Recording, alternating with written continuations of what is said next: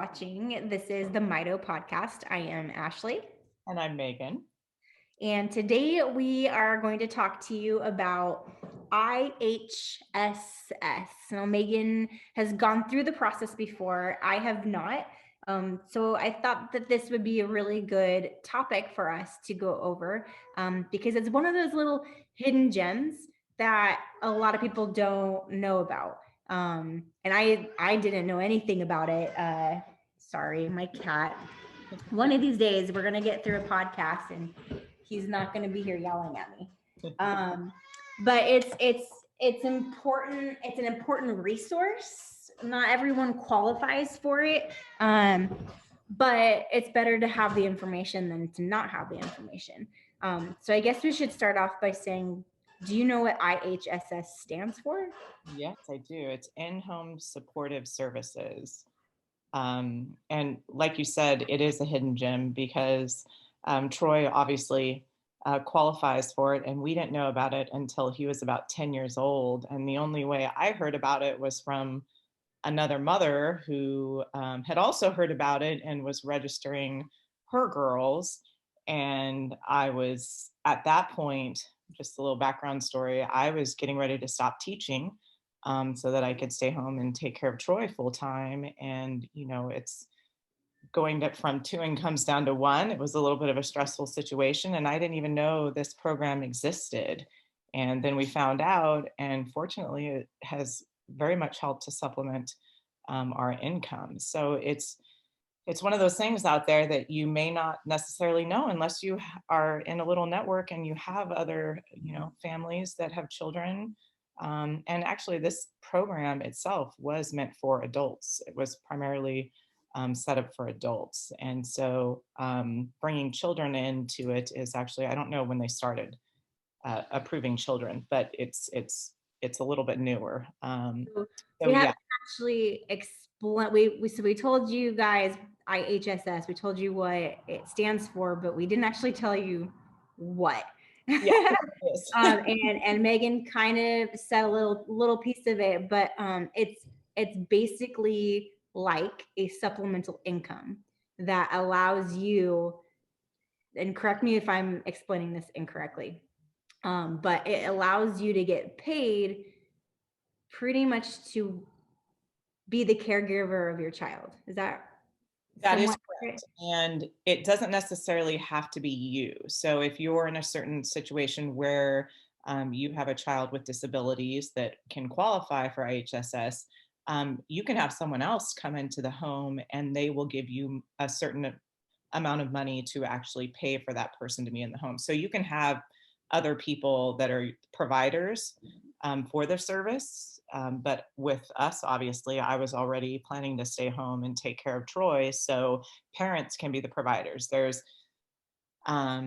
little stipulations with a parent being a provider, which I can talk about. But yes, so it's just basically that you are eligible to have a provider and they will have a certain number of hours that they can come in and help take care of your child or your adult if you have an adult that has disabilities. That's And also this isn't just Mito. This is any disability. This is any diagnosis that makes that is life altering. Um, Obviously, we know Mito because that's what our children were affected by. But um, autism is also another diagnosis that is commonly accepted, or that you can be commonly accepted into the program. So it's not just Mito. It's a life altering diagnosis, and everyone qualifies differently. So it's no two diagnoses is equal. So it could mean $100 a month. It could mean $1,000 a month. It could mean more than that. It really just depends on your situation, and that's why it's so important for us to talk about it because it isn't you don't, like, going back to kind of like what we started this podcast with, you don't know what you don't know. And um like we have a friend who didn't know about the program, and she just went through the application process and was accepted. And she has two young boys who are autistic, and she was accepted. So, oh my goodness. I love that cat. Oh my gosh. I do. Like, I'm literally holding him like a baby. So There's cute. so much of him. But so it's important, and I don't know. So does this? I obviously it exists for San Diego, but and I know it exists for like Fallbrook. So I don't know if it's the county, but is it everywhere, or is it depends on where you're at?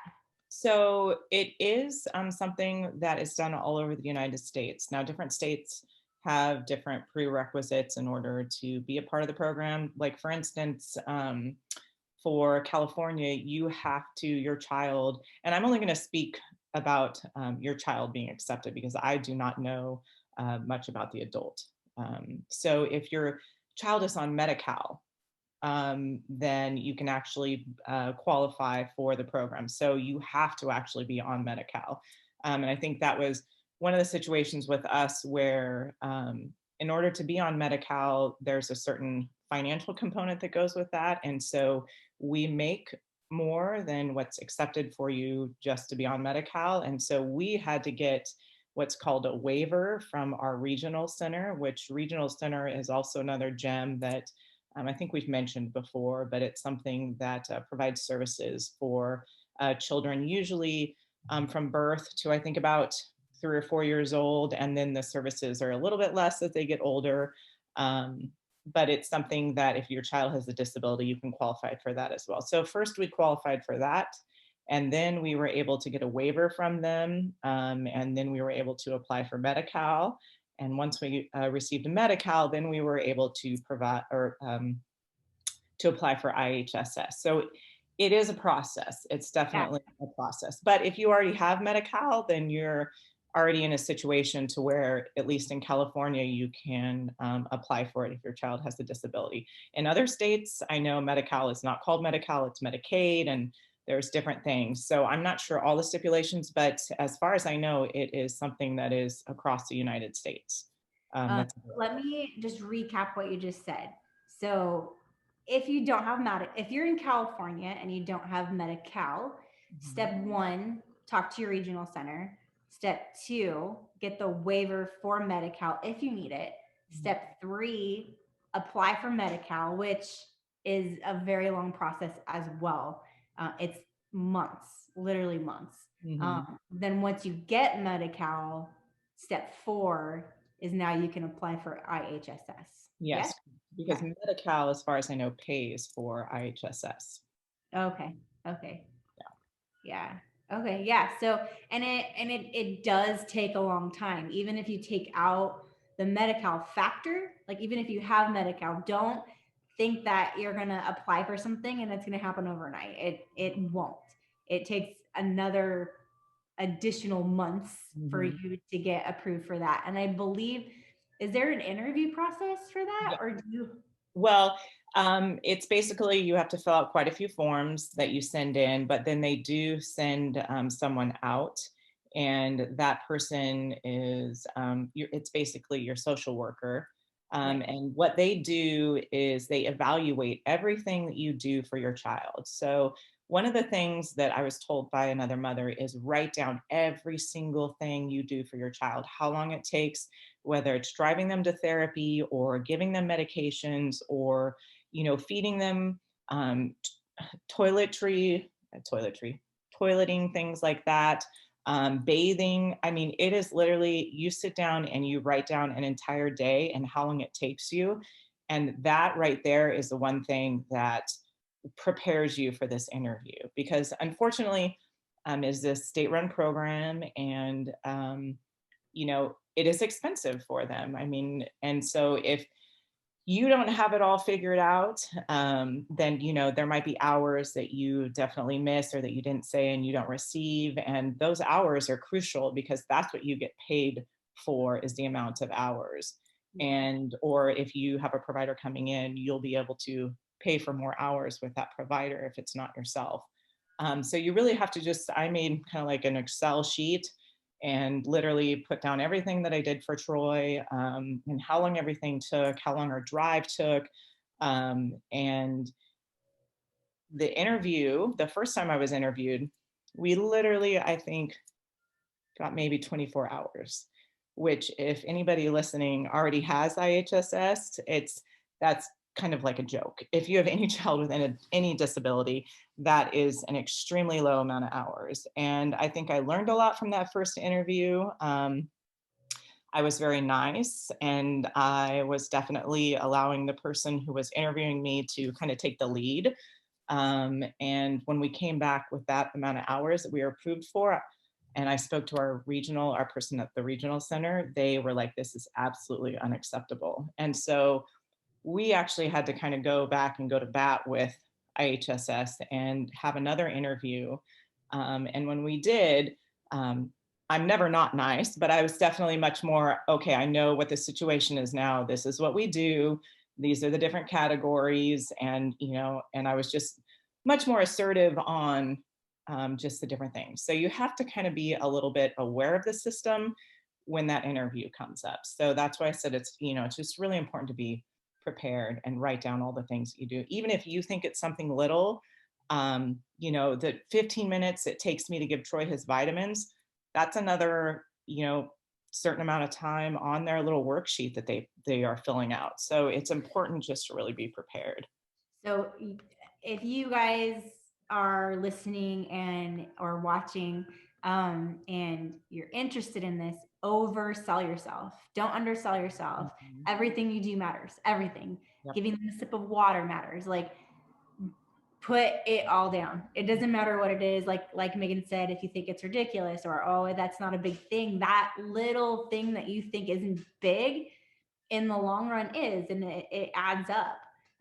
I always had a calendar with me, and I never left without my calendar. I couldn't, because we had so many things going on for Angie, and she was so little. She was only, okay, he's getting mad at me now, 19 months old. And but even driving time to get to therapy, like wherever your therapy is at, like you don't always get to have your resources come to you at home. So make sure you are also putting that down. And I don't know, I guess it's a stretch, but how many times you go get gas? Because to get to these therapy appointments, that takes time too. And if you don't have gas, you can't get to therapy. And so even if it seems ridiculous, put it down. If they don't put it in their papers, then oh well, but you reported all of it. And that's what is extremely important. And I think too, yeah, some of the things you don't even think about. Like I was thinking, how long I didn't put down, Troy wears AFOs, which are the little orthotics on his legs. And that wasn't something I thought about, that's like putting on his shoes. It does take longer. But when his new social worker asked, she's like, oh, he wears AFOs, because they do want to see your child, obviously. And she said, oh, okay, I'm going to make sure I put down. And even that was, they put down 10, 15 minutes, with different stuff like that. And also too, which I think, I don't want to make a vast statement, but I think most of us with special needs children are pretty much okay with being open about stuff. I literally sit with Troy in the bathroom for probably a half hour to make sure that he uses the restroom, because it's so important. Constipation is a huge thing for Mito kids.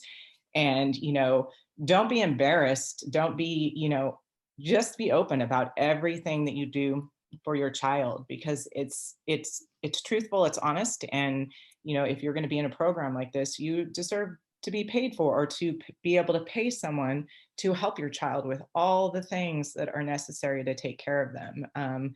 So it is very important that you just make sure that you think of everything that you do. Yeah. And Angie, we had to give her suppositories to be able to get her to go to the bathroom. So that would be another thing that adds that to that level. Exactly. And I know there's probably some listeners that might think like, and I don't know, but you might not want to do it because you think it's a handout or something like that. And that is not the case. it's expensive. I mean, life is already expensive.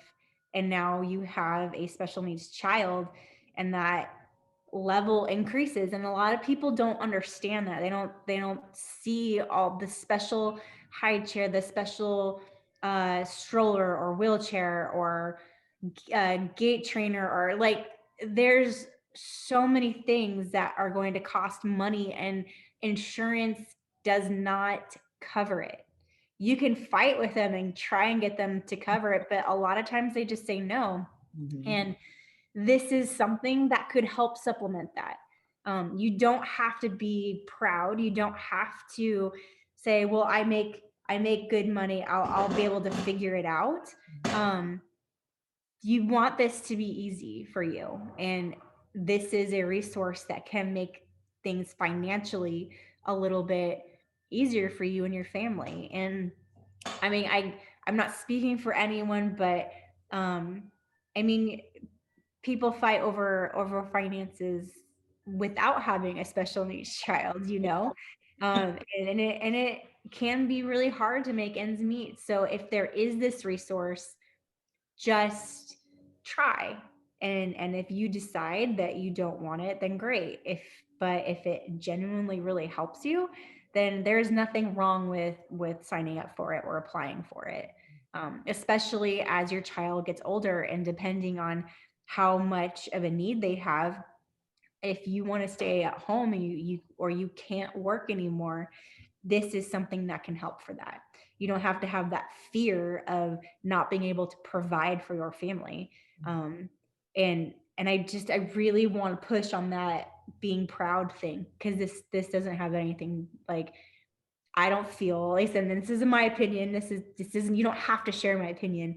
I just think that there's a resource out there that can help you and make the day just a little bit easier, and you should take it. Why not? Um, but yeah, that's my little soapbox. Well, I agree as well. It's obviously made our lives a little bit easier since I stopped working. And if, for any reason I had to go back to work, then, we would be able to provide for somebody to come into the home. It's really important. And it definitely, like you said, it's out there, and it's something that if you have a disabled child, that you should look into. And you can go onto the internet, depending what state you're in. I'm pretty sure it's called the same thing in every state, but it's in-home support services. If you just look that up, you will definitely be able to find it. I think there might also be a Facebook page for it as There it well. is. Yes. So definitely connect through Facebook if you have social media. That way, you can also hear from other parents and see what their trials and tribulations are with signing up for it. I did have a question, and I don't know if you know this, but yes, I know you said that you as the parent can be approved to be the caregiver. You can also have someone else be the caregiver, but can that person be anybody, or do they have to be certified? So everyone has to be certified. Even I had to be certified. I'm glad you brought that up. So I took probably about a 4 to 6 hour class, and did some fingerprinting that they do and background check. And even though I'm his parent, they still will do that. They'll do that for everyone. So then that makes you eligible to become an IHSS provider. And then obviously it was my son, so I was assigned to his case. My mom also did the same thing. So when I was still working for a few months, my mom was actually his provider, and I was able to pay her for coming in, which she would have done anyway, but it was nice to be able to, give her some extra money in order to be here with Troy. And so you do have to take a class. It's a very simple thing that you have to do. So, and I was going to say another thing, but I lost. Well, think about it. But I want to make a point about that is, um, if you do feel weird about it, if you do feel like it's a handout, now it's not, because it's a job. You're being hired. And yes, you're the parent. So you don't feel like you need to be hired for that job. And you don't need to be hired to do it. But if you are already doing it and someone needs to be paid to help being a caregiver, it may as well be you. Oh, that's what I was going to say. Yes, exactly. And the only stipulation, which I'm just going to speak for California again, is that You yourself, if you are a provider, you cannot be employed more than half time anywhere else. Okay. So for instance, if I wanted to do something on the side, I could only work part-time and still be eligible to get IHSS, but you cannot have a full-time job and then also um, be a provider, which That makes, makes sense. yeah. Yeah. Well, cool. Is there anything else that you think that we need to add? Or is there any other pointers? No, I think, like I said, just making sure that you write down everything that you do for your child before the interview. And I also gave the social worker, every time they come in, I give them a copy of what I've written down. And like you said, just touching on, if you already have Medi-Cal, then you've already jumped that hurdle. If you financially are able to get Medi-Cal without going through the regional center or somewhere else to get a waiver program, then obviously you just sign up for Medi-Cal. But if you are make too much money for Medi-Cal, then you'll have to do regional center. I do not know what other states require, but regional center, you'll have to get the waiver, then you'll have to sign up for Medi-Cal, and then you can apply for IHSS. So you definitely have to take those steps and just to prepare for your interview. But just knowing about this is is important so that you know that you have this resource out there. So Yeah, exactly. Exactly. All right. Well, we are going to wrap up this episode. So if you were listening, we were just talking about IHSS um, and how to get involved with it. If you guys have any questions, please let us know. You can email us at mitopodcast@gmail. It's mitopodcast@gmail.com. Or you can find us on Facebook or on Instagram. It's the Mito Podcast, and we are also on YouTube. So if you want to watch this episode, you are more than welcome to. But we appreciate you listening. We appreciate you watching. And if you guys have any ideas for episodes or you want us to talk about anything specific, please send us a note. We would love to hear it. But thank you again for listening. thank you.